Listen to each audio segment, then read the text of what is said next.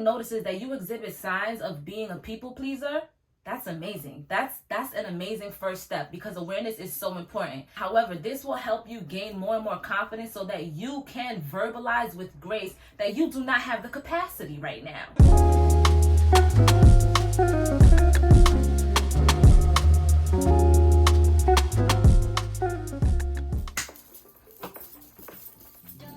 Y'all, what's up? It is your girl Shariya Wise. If you're new here, I am a being who creates to inspire high vibrational living. So as I actively create my heaven on earth, we do it together and we share, ideas in this safe place, because that's exactly what it is, a safe place for growth, authenticity, high vibes, and a good ass time. You know what I'm saying? So clearly today we are talking about what we're talking about. You read the title. We're not going to make this intro too long. However, if you want to know more about me, definitely check me out at the end of this video. In the meantime, let's get into this video right now. Oh, people pleasing. How to stop being a people pleaser. Identify probably if you have traits or qualities of a people pleaser, and how we're just gonna overcome this gracefully, right? Being graceful with ourselves first and foremost, and being graceful with the journey. Before I even get into my notes, I just want to say I am qualified to speak about this because I am a former and recovering people pleaser, okay? I feel like, just moments in life and my upbringing somewhat molded me into being a people pleaser and having people pleaser mentality and just being too freaking nice, right?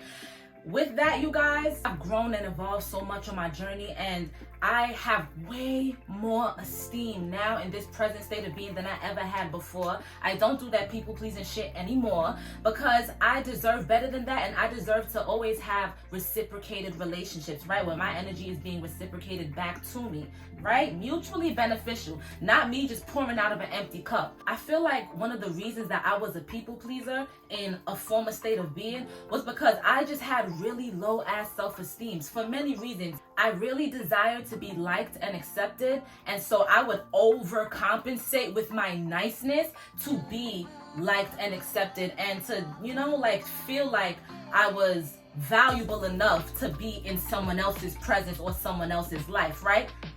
Not anymore. And so let's really talk about just people pleasing in general and how we're gonna really identify certain traits, be grateful with ourselves, and overcome this mentality and this state of being. Let's talk about it. I want us to stop doing things to be likable, to feel valuable, and to feel accepted. I want us to stop putting the well-being of others over our own needs. I want us to stop doing the things we don't want to do, but we do anyway because we feel like we're in charge of the happiness and the well-being of others, right? I want us to stop pouring out of an empty cup. What I'm not saying is to stop nurturing mutually beneficial relationships that have a good balance, right? I'm not saying you be blatantly rude or disrespectful or stop being a genuinely kind person, right? Nice and kind are two different things. We'll get into that in a second. And I don't mean that you stop doing things from the heart. The idea is to do things for others when you have the capacity to do so genuinely, not creating capacity where capacity doesn't exist. And also doing things from a place of, I want to do this for that person to benefit that person, not I want to do this because I feel like I have to do this for that person because I feel like it's my right to do this for that person. You understand the intention? So why is this important? I think it's very important to balance what we do for others and what we do for ourselves, and prioritizing what we need to do for ourselves before what we need to do for someone else. I get it if we have kids. I don't have kids, so that may be a different dynamic, right? However, on a general basis, I'm talking about general people pleasing. This is also important because people pleasing is a self-deprecating habit and trait. The consistent concern to improve another's state of being over the maintenance of your own state of being can lead to mental and or physical drainage. It can also lead to stress because you're doing something you low-key don't even want to do because you feel like it's your job to always be helpful Heather. So from my own experience and from doing general research on people pleasing, what can cause people to become a people pleaser or have people pleaser mentality is low self-esteem. It could also be from previous trauma in your life. So maybe you could have been molded to be more agreeable so that you wouldn't be creating or feel like you're creating or triggering unnecessary conflict. Another thing too that I feel like people don't mention when we're speaking about people pleasing is empathy. Like, there's a lot of people who are really like full-blown empaths, and they have this altruistic nature about them where they really just are so freaking selfless and giving, and most of the time they lack the balance of also giving to themselves. So it's not even from a place of I feel like I have to do this because I have underlying subconscious low self-esteem or childhood trauma. It could really be their soul that's really just like immensely freaking giving, right? Even in those situations and for those kind of people, balance is needed, because you still and must pour into yourself more than you pour into others, so that you have enough capacity to pour into others, you know? So some signs of being a people pleaser is saying sorry for everything, apologizing unnecessarily, right? Feeling responsible for others' state of being, right? Feeling responsible for other people's emotional and or physical state of being. Having a hard time saying no. Hiding and not really expressing your real feelings and emotions. Being an agreeable Agatha, agreeing with everything. Yes.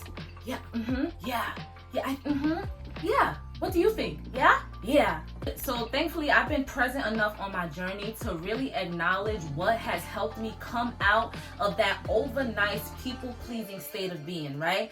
And for me, the most important thing is awareness. If you're someone who notices that you exhibit signs of being a people pleaser, that's amazing. That's an amazing first step, because awareness is so important. Get acquainted with those habits and traits so that you can easily identify what needs correction. So a way to decipher a people-pleasing action from a kindness or generosity action is to ask yourself the following question. Why am I about to do this? What triggered me to want to do this?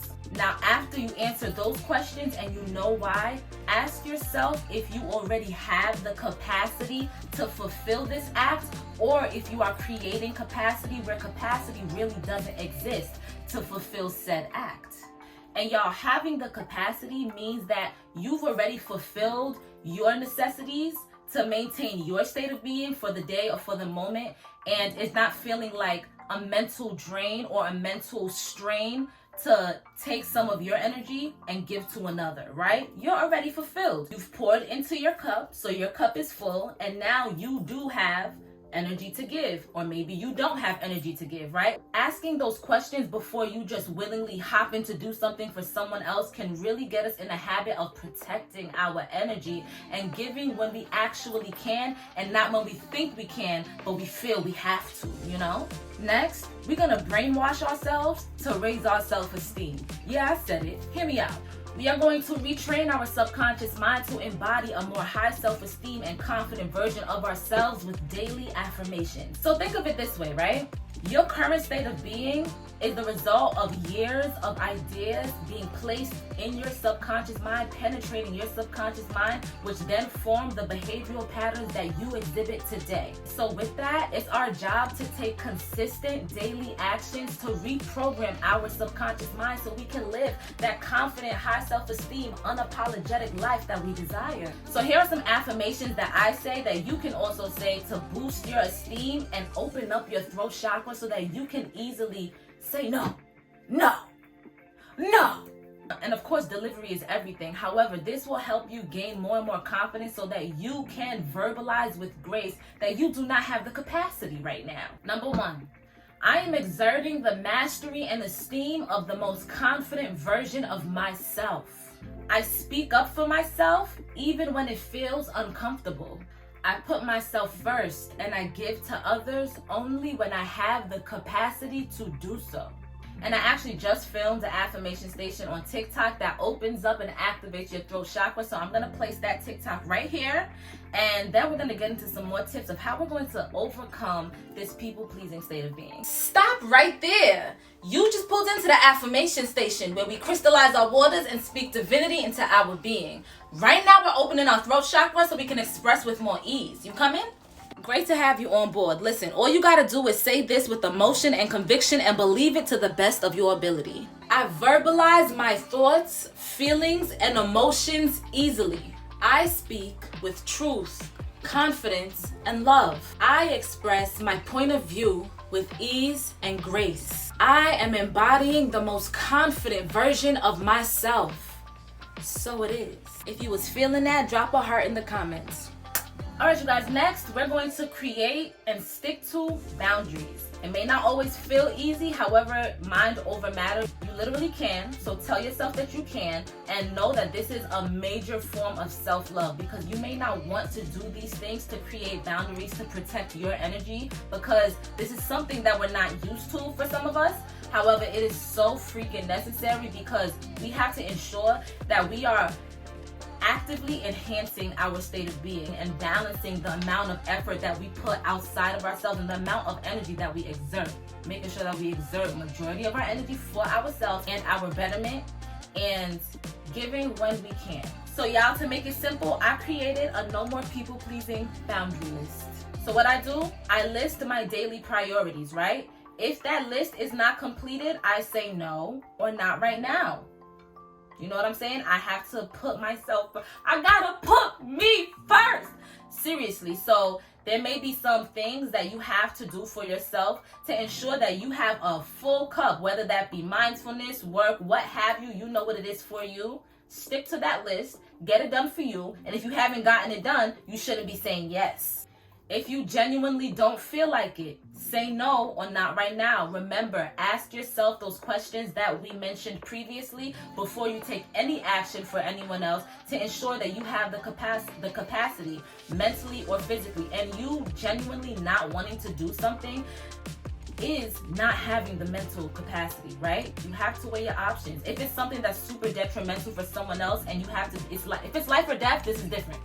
These are not life or death situations that we're talking about here. Just to clarify, if it's something that does not hold that much priority and you genuinely don't feel like doing it, save your mental capacity and say no or not right now. On the contrary, if you actually do want to do something for someone else when asked, or just from the kindness of your heart, and you also are mentally and or physically tired, say no or not right now. You can still have the genuine desire to help. However, your cup can also not be completely full at that moment, and you do have to prioritize your wellness and your state of being. Now, if you're the type of person that extends your energy even when you aren't asked, because you are a helpful Heather, which there's actually nothing wrong with being a helpful Heather as long as you are making sure that you're good first. Just go back, refer back to that priority list that we mentioned. Make sure all your tasks are complete for you. And if you have the capacity, cool. And lastly, y'all, we're going to be consistent and firm with whatever ideas really resonate with you that I shared in this video. And also, more importantly, we're going to be graceful with ourselves, because breaking the habits and state of being of like people pleaser mentality can lead to feelings of unworthiness, because your sense of value came from how good you are or were doing or being for someone else, right?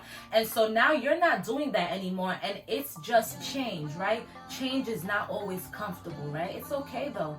Stick with it as much as you can. Be graceful with yourself. And if there's a moment where you do something and you're like, damn, I'm kind of like overexerting my energy, and you're already in the process of doing it, well, that's okay. The awareness is what's most important, and now you can move with more discernment in the future, right? Don't be mad at yourself. You know what I'm saying? Be graceful. Be graceful over mad, off rip. You know what I'm saying? And depending on your situation, you may have people outside of you that are used to you being over nice and having that people-pleasing mentality. And with you changing, now that's going to trigger some kind of feelings within them. And they may project their own feelings of guilt, making you feel guilty for not overexerting your energy, because now they're not used to this more strong embodiment of you, right? It's okay. It happens.